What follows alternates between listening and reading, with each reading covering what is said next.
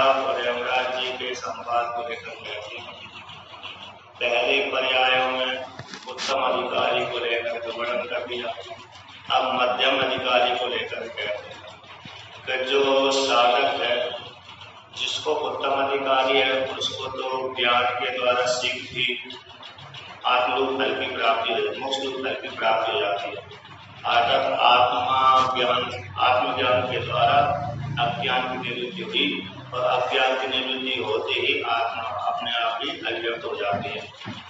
अब जो मध्यम अधिकारी है, वह व्यक्ति आत्मा के विषय में श्रवण करता है, तो फिर उसके लिए थोड़ा साधना करना पड़ती है।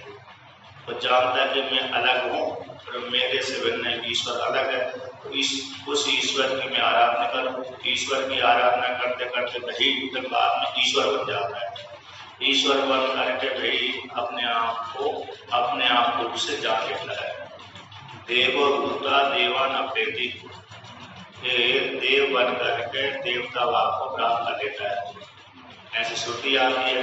उसी प्रकार से साधक है, साधक अवस्था में रहता है तो अपने आप को पहले जीव जानता है, फिर साधना करते करते फिर अपने आप को फिर वही ईश्वर जानने लगता है, देवता जानने लगता है, फिर देवता जानने लगता है, फिर अपने आप को ब्रह्म रूप से जान लेता है। और रहता वही है, किंतु उपाधि को लेकर के उसकी जीव संज्ञा हुई थी। उपाधि हटते ही साधना के बल के प्रभाव से, निष्काम कर्म के प्रभाव से, ज्ञान के प्रभाव से फिर अपने आप को जान लेता है कि मैं तो ब्रह्म ही हूँ। उसी के विषय में यहाँ पर वर्णन करना श्रुति ने लौकिक दृष्टांत को लेकर के लौकिक व्यक्तियों के मन में एक चलता रहता है कि मैं अलग हूँ, ईश्वर अलग है, मेरे सारे कर्मों को देखने वाला ईश्वर अलग है, मैं अलग हूँ। ऐसा सामान्य व्यक्तियों के हृदय में, मन में ये भाव बैठे रहते हैं कि जो हम कर रहे हैं, हमारे एक कर्मों को कोई ना कोई देख रहा है। तो वो कौन है? तो वो ईश्वर है। चाहे वो स्त्री हो अथवा पुरुष हो, उसके मन में यही भावना बैठे रहती है कि जो भी मैं कोई कर रही हूँ और जो भी कर्म कर रहा हूँ मैं अथवा कर रही हूँ, उस कर्म का फल का साक्षी, उस कर्म को देखने वाला कौन है? कोई ईश्वर है। तो वो ईश्वर कहाँ पर है? तो वो ईश्वर यहीं पर बैठा हुआ है, हृदय में बैठा हुआ है, और वही हमको फिर फल पाएगा। यदि हम गलत कार्य किए तो हमारे लिए गलत फल की प्राप्ति होगी, अच्छा कार्य किए तो हमको सुख फल की प्राप्ति होगी। ऐसा हर व्यक्ति के मन में बैठा रहता है पूर्व संस्कार के अनुसार। उसी को ही निमित्त बना करके श्रुति कहती है। ऋतं पिबन्तौ सुकृतस्य लोके वहां प्रविष्टौ परमे परार्थे छाया तपौ ब्रह्म विदो वदन्ति पंचाग्न्यो ये च तृणाचिकेतः। तो श्रुति कहती है, यमराज रूप श्रुति कहती है, ऋतं पिबन्तौ सुकृतस्य लोके, कहते इस स्थूल शरीर में प्रविष्ट होकर के जीवात्मा अपने द्वारा किए हुए शुभ अथवा अशुभ कर्मों का अवश्य भावी जो कर्म होते हैं, अवश्य फल देने वाले होते हैं, ऐसे कर्मों के फल को पान करते हैं। दो पान करते हैं, पिबन्तौ शब्द का प्रयोग कर दिया, तो दो पान करते हैं। तो यहाँ पर दो, एक ईश्वर पान करता है, एक जीवात्मा पान करता है। तो ईश्वर ही पान करता है अथवा नहीं करता, जीवात्मा तो पान करता है। कहते हैं क्षत्रियो यान्ति के न्याय के अनुसार ऐसा प्रयोग कर दिया। यद्यपि ईश्वर पान नहीं करता, सुख दुख का भोक्ता नहीं है ईश्वर, तो फिर पिबन्तौ ऐसे शब्द का प्रयोग क्यों कर दिया? तो कहते हैं ऐसे कोई व्यक्ति, अरे 10-20 व्यक्ति छाता लेके जा रहे हैं और 10-20 व्यक्ति बिना छाता के जा रहे हैं, तो लोग कहते देखो छाते वाले जा रहे हैं सारे, तो जो बिना छाते वाले भी छाते वाले के साथ संग हो जाते हैं। जैसे कोई लाल कपड़े वाले 10-15-20 जने एक साथ जा रहे हैं एक टोली में, उसी में ही 10-15 व्यक्ति बिना लाल कपड़े वाले भी जा रहे हैं, तो कहते हैं देखो ये सन्यासी जा रहे हैं, सारे सन्यासी जा रहे हैं। तो जो बिना लाल कपड़े वाले थे, बिना गहरे वस्त्र वाले थे, वो भी उसी सन्यासी कोटि में आ जाते हैं, उनको गिन देते हैं, कह देते हैं। उसी प्रकार से यहाँ पर भी ऋतम पिबंतौ, तो जो पिबंतौ शब्द में ईश्वर है और जीव को वाद है, कथन है। तो जीव तो भोगता है, किंतु जीव के भोगने के कारण ईश्वर को भोगता वर्णन कर दिया, कह दिया, किंतु ईश्वर भोगता नहीं है। जैसे सारे छाता वाले नहीं होते, कुछ छाता वाले होते तो कुछ छाते वाले को साथ साथ बिना छाते वाले भी लिए जाते हैं। तो छत्रिणों यान्ति, छत्री न्याय के माध्यम से जैसे बिना छाते वाले को छाते वाला बोल दिया जाता, उसी प्रकार से बिना भोग करने वाले ईश्वर को भी भोगता है यहाँ पर कह दिया, किंतु ईश्वर भोगता नहीं है कर्मों का फल, बल्कि ईश्वर तो साक्षी बन करके सभी के कर्मों को फल को देता है, भोगाता रहता है। ईश्वर है दूसरे जीवों के कर्मों के फल को भोगाता है, तो जीव ही कर्मों के फल को भोगता है। अब यहाँ पर कई वादी लोग कहते हैं कि जीव भोगता है कि अंतःकरण भोगता है कि चिदाभास भोगता है, अथवा कौन भोगता है। तो ज्ञान किसको होता है इत्यादि मतों में आया है, शास्त्रों में आया है कि जो सुख दुख का भोगता अंतःकरण होता है, चिदाभास सुख दुख का भोग करता है, चिदाभास को ज्ञान होता है। ऐसा पंचदशी में आया है। जो कूटस्थ परमात्मा है वो तो ज्ञान स्वरूप है, किंतु भ्रांति से अंतःकरण के धर्मों को, चिदाभास अपने धर्मों को कूटस्थ परमात्मा में आरोप कर देता है, किंतु भोक्ता कौन है? मनी है, अंतःकरण है, चिदाभास है। तो वही चिदाभास ही सुख दुख का भोक्ता कहलाता है, जिसको अहंकार कहते हैं, चिद कहते हैं। तो चिद चैतन्य के आवास को चिदाभास बोलते हैं, वही सुख दुख का भोक्ता होता है। बस कोई इसको सत्य मानते हैं, कोई इसको असत मानते हैं। उसी को ही ममई वांसो जीव लोके जीव भूता सनातना। इस स्मृति के अनुसार वही परमात्मा का अंश है, वो जीव है। जीव उपाधि को लेकर के अंतःकरण के धर्म को अपनों मान करके भोग होता है। तो जीव ही सुखी दुखी होता है, ईश्वर सुखी दुखी नहीं होता। जीव जब अंतःकरण के धर्मों को अपने में आरोप करना बंद कर दे तो फिर जीव भी सुखी दुखी नहीं होगा, बल्कि सुख स्वरूप ही रहेगा। किंतु जीव ने वेदांत का श्रवण नहीं करता है, तो वेदांत का श्रवण न करने के कारण जगत के साथ जगत के संबंध को, जगत की चर्चा को सुनता रहता है।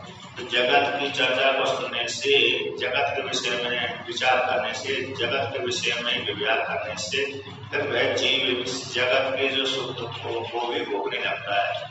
उसी के संस्कार बलवान हो जाते हैं, जगत के संस्कार ही जीव में बैठ जाते हैं। इसी हेतु से जगत है, सुखी दुखी वाला जगत होता है, जन्मने वाला मरने वाला होता है, कई जीव अपने में आरोप कर लेता है।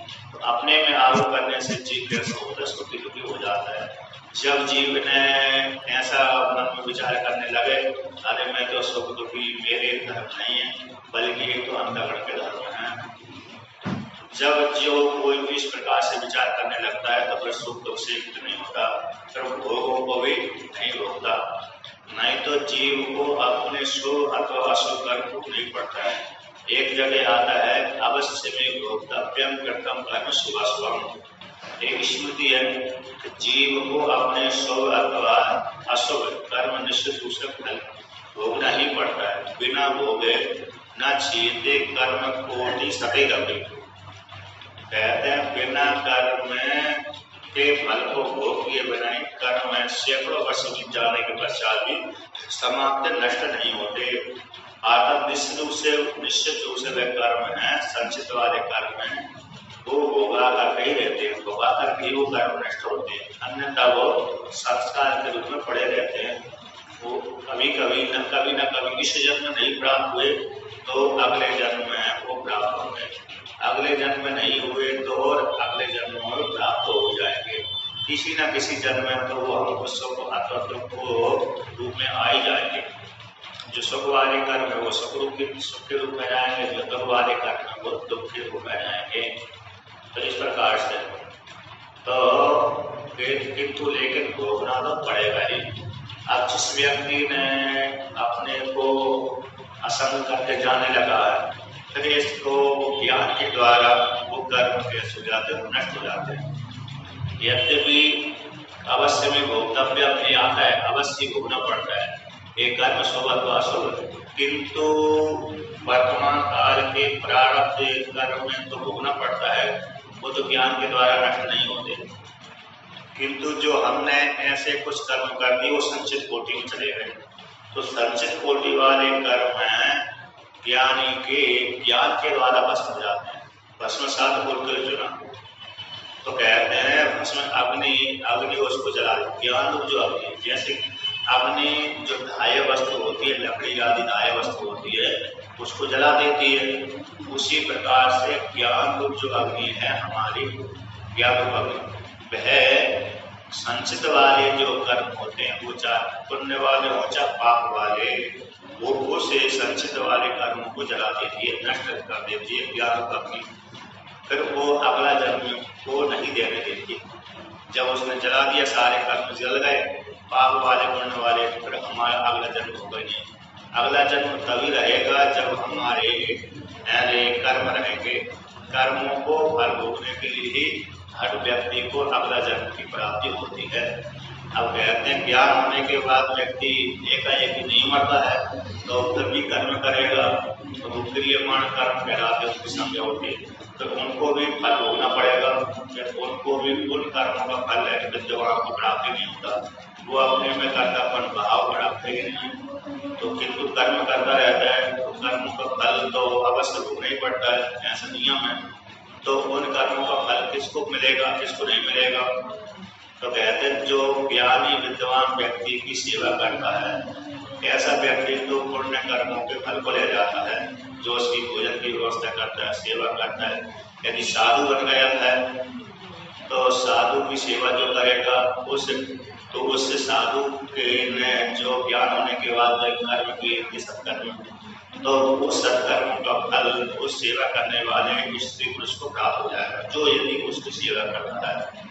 और यदि साधु ज्ञान होने को वजह साधु कर्म करते करते कोई ऐसा पापी बन जाता है, ऐसे चलते चलते चींटी मर गई, चींटा मर गया, अथवा कोई ऐसे जानवर अचानक उसके हाथ से मर गया, मच्छर तो मर ही जाते, जब मच्छर काटने आते ना तो व्यक्ति मार देते बहुत से व्यक्ति, तो फिर उनसे पाप बना तो उसका फल कौन भोगेगा? कहते जो ज्ञानी की निंदा कर देता है, तो निंदा करता है वो उसको पाप का फल भोगता है, किंतु ज्ञानी को न पाप का फल प्राप्त होता है न पुण्य का फल। अब जो गृहस्थ वाला ज्ञानी है, सारा जीवन में रहकर के जिसको ज्ञान हो गया, तो उसको उसके पास में जो धन संपत्ति है उसका अधिकारी कौन होगा? उसके फल का, पाप वाले कर्म का फल का और पुण्य वाले कर्मों के फल का अधिकारी कौन होगा? कहते जो उसकी सेवा आदि करेगा सारा जीवन वाले व्यक्ति पे, तो वो उसके धन का अधिकारी हो जाएगा। और जो उसने पुण्य कर्म किए हैं, धन संपत्ति तो उसके पुत्रों के पास चली जाएगी, क्योंकि वो उसने अपने पुत्रों को पैदा किया है, और पैदा किया तो सारी धन संपत्ति पुत्रों के पास चली जाती है। तो किंतु जो उसने अन्य पुण्य कर्म किए है, तो पुण्य कर्मों को कौन ले जाएगा? तो पुण्य कर्मों को तो जो उसकी मदद करेगा, सेवा करेगा, वही लेकर जाएगा। या तो उसके पुत्र को मिलना चाहिए पुण्य कर्मों को, पुत्रों को नहीं मिलता। पुत्र ने यदि सेवा नहीं करी तो पुत्र को उस पुण्य कर्म का फल नहीं मिलता। पुत्र को तो वही मिलेगा जो उसने धन आदि के रूप में कमाया होगा, तो धन आदि ही पुत्र को प्राप्त होता है।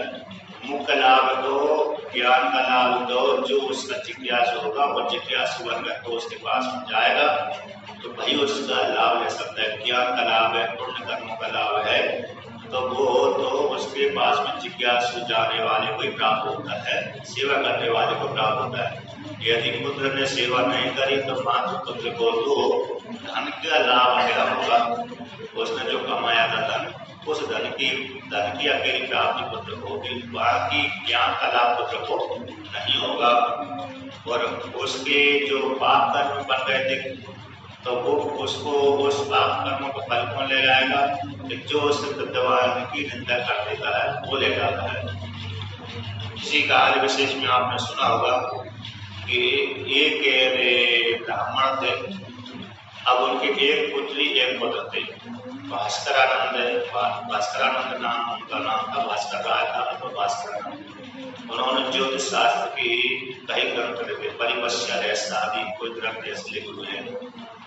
परिवश्य रहस्य है, अथवा कोई एक जातक सूत्र आती है, मतलब जातक सूत्र आती है, तो ज्योतिष की रचना उन्होंने की है। तो ज्योतिष के ग्रंथ लिखे कई, तो उन्होंने अब बड़े ज्योतिषकार थे, सब बता देते थे। उनकी एक पुत्री थी, वो पुत्री उस ज्योतिष में रुचि रखती थी, तो उन्होंने अपनी पुत्री को ज्योतिष सिखा दिया। अब बात पड़ोस में रहने वाले ब्राह्मण लोग कहते थे, उनके बड़े समकालीन वाले, अरे भाई आप अपनी पुत्री को पढ़ाते हैं तो पुत्री तो परदेश में चली जाएगी, दूसरे के साथ विवाह हो जाने के पश्चात दूसरे घर में चली जाएगी, तो दूसरे घर में जाने के पश्चात उसको समय मिला अथवा नहीं मिला, हो सकता फिर वो विस्मृति हो जाती, विद्या नष्ट हो जाएगी, गुरुकुल नहीं चलाएगी तो फिर विद्या नष्ट हो जाएगी। क्यों ना आप अपने पुत्र को पढ़ा दो, ये विद्या ज्योतिष पढ़ा दो, तो उसके पास रहेगी। तो कोई विद्यार्थी उसके पास में आएगा, बालक आएगा, अधिकारी आएगा तो पढ़ लेगा। अब कन्या के पास में कौन, स्त्री के पास में कौन पढ़ने जाएगा, है नहीं। बहुत से लोग बात नहीं सकते हैं कि स्त्री के पास में हम नहीं पढ़ेंगे, अथवा जिसके घर में वो विवाह गई है वो कन्या बालिका, तो उसने ही प्रतिबंध लगा दिया कि तू पढ़ा नहीं सकती, है ना। उसके पति ने प्रतिबंध लगा दिया, उसके परिवार वालों ने कि यहाँ पर पढ़ाएंगे तो बहुत से लड़के लड़की आएंगे, हमको परेशानी होगी, तो इसलिए वहाँ पर परेशानी के चक्कर फिर वो पढ़ाना बंद कर देगी, तो फिर वो विद्या कैसे हो जाएगी, नष्ट हो जाएगी। तो इसलिए तुम अपने पुत्र को पढ़ा दो। तो उसने कहा, उससे आचार्य ने कहा, अरे भाई मैं पुत्र को तभी पढ़ाऊं जब पुत्र की रुचि हो। अब पुत्र की रुचि नहीं है पढ़ने में, तो मैं कैसे पढ़ाऊं, जबरदस्ती मैं पढ़ा नहीं सकता। तो इसलिए पुत्र ने पढ़ाई नहीं, क्योंकि रुचि नहीं थी। अब वो विद्या का लाभ पुत्र नहीं ले पाया, क्यों विद्या वो पुत्र को लाभ तो उतना ही प्राप्त हुआ जो उसने पिता ने धन संपत्ति एकत्र करी थी। वहाँ की विद्या का लाभ वो उसकी पुत्री ले गई, मतलब पुत्री ने उसकी इच्छा थी मैं पढ़ूं, ज्योतिष पढ़ूं, तो पुत्री ने ही वो ज्योतिष की अध्ययन किया था। बाकी उसके पुत्र ने, ब्राह्मण देवता के पुत्र ने ज्योतिष नहीं पढ़ पाई, इसलिए वो रुचि न होने के कारण। तो यहाँ पर भी है कि विद्वान जो होता है तो विद्वान की विद्या का लाभ ही ले सकता है जो उसका अधिकारी होता है। यदि उसका पुत्र आदि अधिकारी नहीं है तो उस विद्या का लाभ वो भी नहीं ले सकता। तो इस प्रकार से तो यहाँ पर वर्णन करके जो जीव होता है कहीं ईश्वर अथवा स्वतंत्र का फल होता है, किंतु ईश्वर नहीं होता, किंतु जीव और ईश्वर एक साथ ही रहते हैं।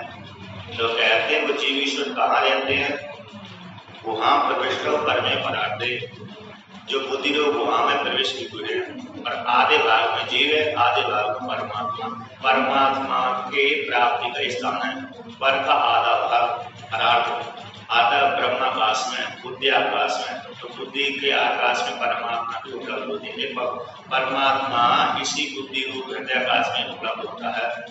ये परमात्मा की प्राप्ति का आधा स्थान। आदि में काम, क्रोध, लोभ, मोह आदि वासना भरी हुई है।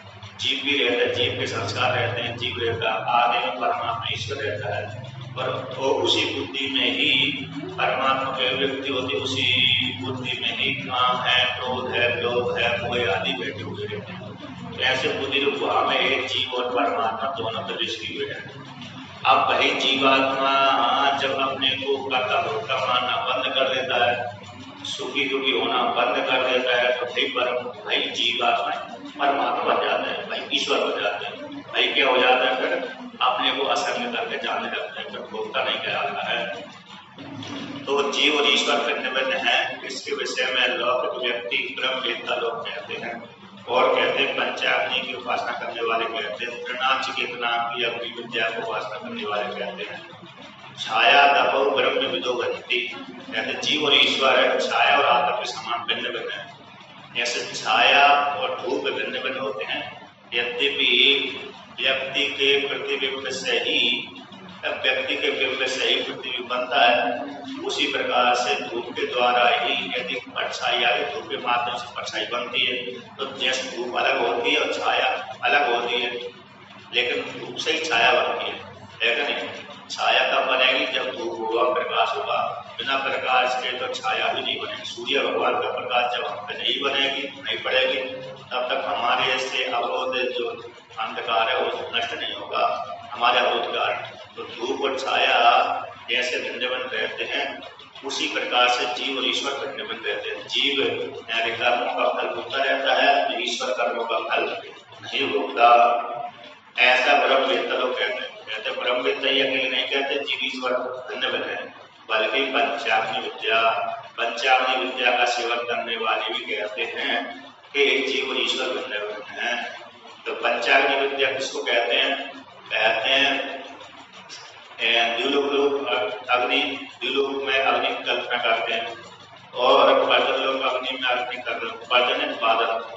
तो जब बादल बढ़ते हैं, बादल से वर्षा होती है, तो पर्जन को भी अग्नि रूप से मानते हैं। और फिर पर्जन के बाद पृथ्वी को अग्नि मानते हैं, फिर पुरुष को अग्नि मानते हैं, फिर स्त्री को अग्नि मानते हैं। तो जिस प्रकार से 5 जो अग्नि नहीं, उनमें अग्नि की कल्पना करके उपासना करते हैं। उस उपासना से व्यक्ति ब्रह्मलोक के फल की प्राप्ति कर लेता है। अर्थात अग्नि में अग्नि दृष्टि, जो अग्नि नहीं है उसमें अग्नि दृष्टि रखकर उपासना करना। अर्थात इसी क्रम से ही व्यक्ति प्रतिदिन लोक में जन्म लेता है। जैसे हमने पुण्य कर्म किए, तो पुण्य कर्म करने के पश्चात हम कहाँ पर स्वर्ग लोक में गए, और स्वर्ग लोक में जाकर के हमने अपने पुण्य कर्मों का उपभोग किया।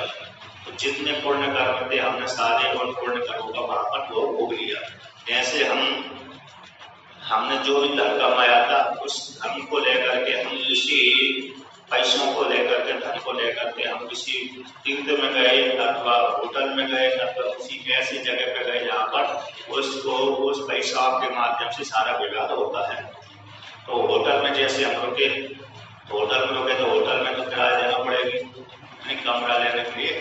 तो वहाँ पर जितना भी जो विश्राम स्थल था, उस विश्राम स्थल में रहते रहते वहाँ के भोग होते हम जो धन जेब में लेके गए थे खर्चा करने की, वो खर्चा हमारा पूरा हो गया। अब जिस दिन हमारा खर्चा पूरा हो गया, हमारा धन समाप्त हो गया, उसी दिन वहाँ पर जिसमें हम किराए से रह रहे थे, मतलब खाने शौक करके रह रहे थे, धन के बल को आश्रय बनाकर रह रहे थे, जब दूसरे दिन धन समाप्त हो गया, तो उसी दिन उसे धन मालक ने, मतलब होटल वाले ने निकाल दिया आपको। और अब तुम दोबारा के तब आना जब धन कमा के आओ, धन लेकर भी आओ। अभी तुम्हारे पास में धन नहीं है, अब तो तुम क्या करो, यहाँ से जाओ, जो भी यहाँ भी जिस प्रकार से तुमको धन मिल जाए, तो दोबारा के धन कमाओ। कमाने के पश्चात यदि आने की इच्छा हो तो आओ, ना आने की इच्छा हो तो मत आओ। तो जब तक ही रहने देता है, तब तक जब तक वो होटल वाला उसके पास में धन देता रहता है। जिस दिन धन उसका समाप्त हो जाता है, उसी दिन होटल वाला भी धक्के मार करके निकाल देता है। उसी प्रकार से जीवात्मा भी अपने पुण्य कर्म को लेकर के स्वर्ग लोक में जाता है, और स्वर्ग लोक में जाकर के शुभ कर्मों का फल उपभोग करता है। तब जिस दिन उसके सारे कर्म समाप्त हो जाते हैं, उसी काल में उसको चिंता हो जाती है कि मेरा अब क्या होगा, भविष्य में क्या होगा। जैसे वृद्ध व्यक्ति को चिंता हो जाती है, मैंने जितनी संतान को पैदा किया था, वो सारी संतान मेरे विपरीत चलती है, मेरे अनुकूल नहीं चलती। तो मेरे विपरीत चलती है, मेरा कहना नहीं मानती, मेरे जितने भी पुत्र पुत्रियां थे मेरे अनुकूल नहीं चलते, बल्कि प्रतिकूल चलते हैं। मेरे को तू करके जवाब देते हैं, और फिर बात भी नहीं सुनते।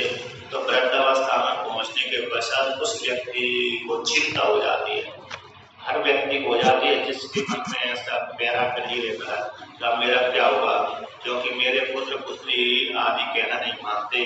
तो ऐसे व्यक्ति को चिंता हो जाती है। चिंता हो जाने के बाद चिंतन करते रहता है, फिर सूख जाता है, ग्रस्त हो जाता है, चिंता करते करते है क्या नहीं। तो चिंता करते करते वो सूख जाता है, परेशान हो जाता है। उसी प्रकार से और चिंता करते करते मर भी जाता है।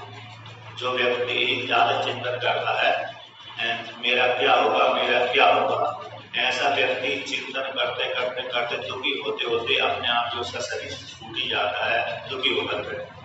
उसी प्रकार से स्वर्ग लोक में भी व्यक्ति जब देखा मेरे सारे गुण समाप्त हो गए तो चिंता हो जाती है, क्या होगा, वो अनुभव नहीं हो पाया। ऐसी चिंता करते करते उसका शरीर गल जाता है।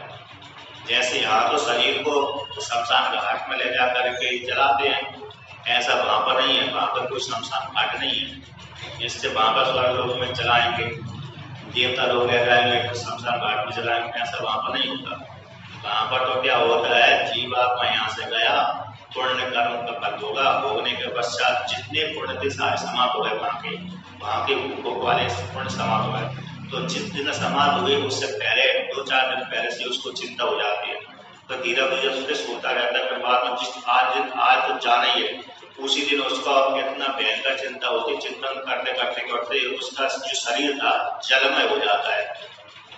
जलमय हो जाता है, जल के माध्यम से वहीं से गल जाता है। उसी कारण स्वर्ग में ही वो शरीर कैसा हो जाता है, उसका गल जाता है। जैसे बर्फ का शरीर बनाकर कोई लेके जाए व्यक्ति, पहले ठंडी के द्वारा बर्फ जल को जमा दिया, बर्फ बन गया। अब बर्फ को वहां पर मारे गए, धूप में ले गए, तो धूप में ले जाते ही वो बर्फ धीरे धीरे उसे पिघलने लगता है, पूरा तरल पदार्थ हो जाता है। अभी तक तो हमने किसी ठंडे के कारण फ्रिज के माध्यम से उसको जल को जमा दिया था, तो उसमें जिस प्रकार से उसको करते थे, उसको किसी को मार दे तो मर भी जाता था, उसको मारने से अन्य कार्य उस बर्फ के द्वारा हो जाता है। अब वही बर्फ को हमने ले जाकर कहाँ रख दिया, धूप के सामने रख दिया, तो धूप ने उसके साथ धूप का स्पर्श होते होते वो बर्फ धीरे धीरे से पिघलते पूरा जल ही हो गया। यदि पहले से भी जल था किंतु बीच में भी फिर कठोर हो गया था, अब बाद में धूप के प्रभाव से वो जलमय हो गया, तरल पदार्थ हो गया।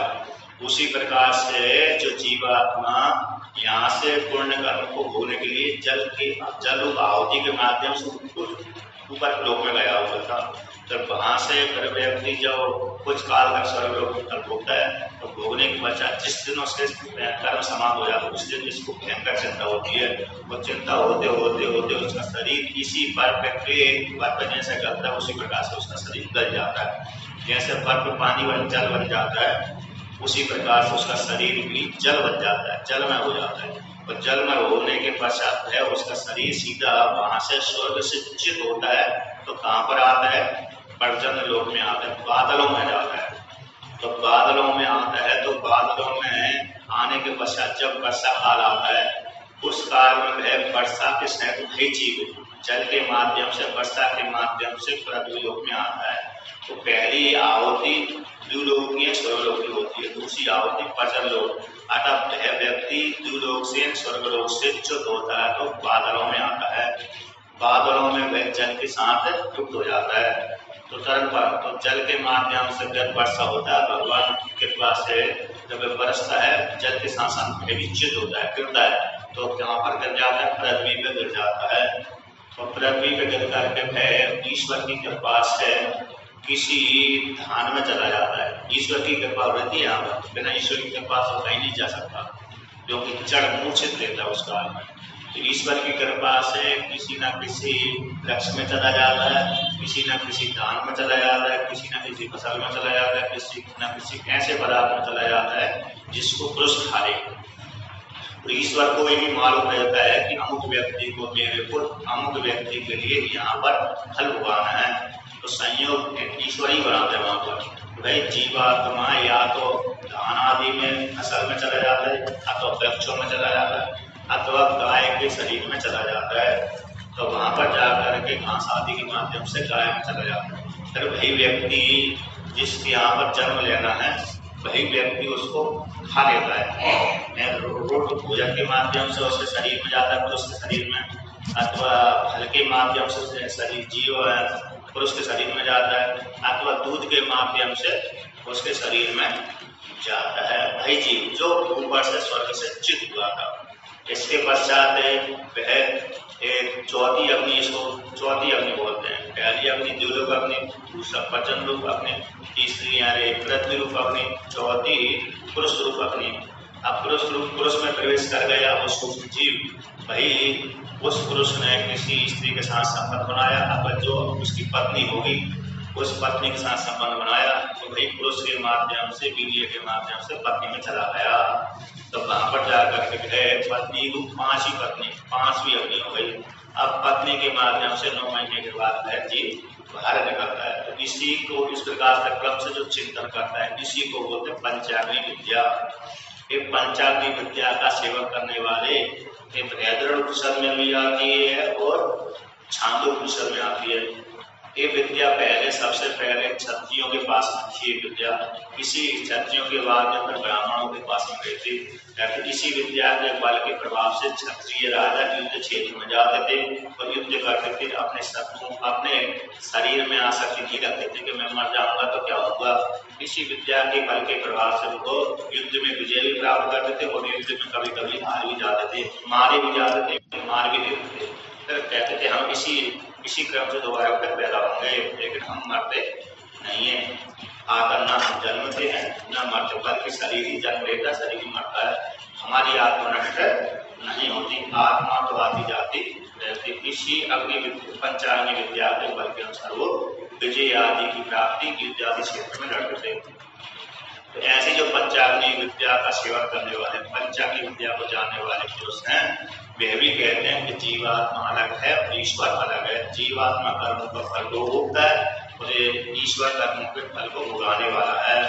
और कहते हैं तृणाचिकेता, जिसने 3 बार अग्नि का चयन किया, अगर जो तृणाचिकेत नाम की अग्नि विद्या है उस अग्नि विद्या के द्वारा विराट फल की प्राप्ति होती है, स्वरूप फल की प्राप्ति हो जाती है, इंद्र आदि देवता पद की प्राप्ति हो जाती है। ऐसी अग्नि विद्या का सेवन करने वाले भी कहते हैं कि जो यानी ईश्वर और जीव है एक भिन्न भिन्न है। ईश्वर कर्मों का फल उगाता है, जीवात्मा कर्मों का फल भोगता है। तो यहाँ पर ये सिद्ध रूप में 2 विराजमान रहते हैं, एक जीव एक ईश्वर। तो जीव अपने सुख अथवा दुखों का फल का भोग होता है, किंतु ईश्वर सुख दुखों का फल भोगता होता ही नहीं, क्योंकि ईश्वर अपने में कोई कर्म मानता ही नहीं, वो मात्र साक्षी बन करके देखता रहता है। अब भाई जीवात्मा ईश्वर कैसे बनेगा? जीवात्मा भी जब अपने में कर्ता भोक्ता नहीं मानता है तो भाई जीव पुनः ईश्वर बन जाता है, ईश्वर रूप हो जाता है। इसलिए जीव ही भोगता है, जिसमें कर्ता भोक्तापन का अभिमान है वही जीव अपने में सुख दुख का भोग भोगने वाला है। और जिसमें कर्ता भोक्तापन का अभिमान नहीं है ईश्वर बन जाता है, फिर सुख दुख का भोक्ता भी नहीं देता। इस प्रकार से वर्णन करते हैं कि जीव और ईश्वर भिन्न भिन्न है, ऐसा वर्णन कर दिया। अब जो उपासना करने वाले हैं उनके विषय में कहते हैं, ईश्वर से प्रार्थना करते हैं कि हमको इस प्रकार की विद्या भी दीजिए, इस प्रकार से हमको पर विद्या भी दीजिए, अपर विद्या भी दीजिए। अतः पर ब्रह्म को बोध कराने वाले में हम समर्थ हो जाएं और ब्रह्म को बोध कराने में जाने में हम समर्थ हो जाएं। ऐसे वो चिंतन करते हैं, कौन साधक है, तो उसके विषय में श्रुति आती है। यह से दूरी जानानाम अक्षरम ब्रह्म यत्परम अभिहं तितीर्षतां पारम नाचिकेतम सके मही। तो श्रुति कहती है जो सेतु है, कौन के यज्ञ करने वालों का, यज्ञ करने वाले साधक है, इसी सेतु रूप मार्ग से उस फल को प्राप्त कर लेते हैं। जैसे सेतु आप जानते हैं, सेतु होता है एक देश से दूसरे, एक नदी को पार करने के लिए बांध, चाहे वो लकड़ी का हो या लोहे हो, तो वह सेतु दूसरे पार को पहुंचाने के लिए मार्ग होता है, गति होती है। तो उसी प्रकार से यज्ञ करने वालों के लिए सेतु है, मार्ग है, कौन? अग्नि विद्या। अग्नि विद्या को आश्रय बना करके व्यक्ति है ना, जो भी घर जीवन वाले हैं वो नाचिकेत विद्या को आश्रय बना करके उस स्वर्गलोक द्वीपलोक फल की प्राप्ति कर लेते हैं।